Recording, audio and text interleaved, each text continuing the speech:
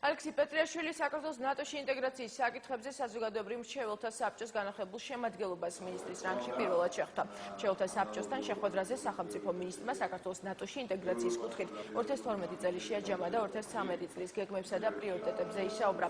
ასევე განიხილეს ის მიმართულებები თუ რა კუთხით უნდა განხორციელდეს სამუშაოები, რომ ქვეყანა უფრო მეტად დაუახლოვდეს ევროატლანტიკურ სივრცეს. შეხვედრა დისკუსიისა და კითხვა-პასუხის რეჟიმში ჩატარდა. მრჩეველთა საბჭოს მუშაობაში არასამთავრობო ორგანიზაციების, აკადემიური წრეების, მედიის წარმომადგენლებისა და დამოუკიდებელი ექსპერტები.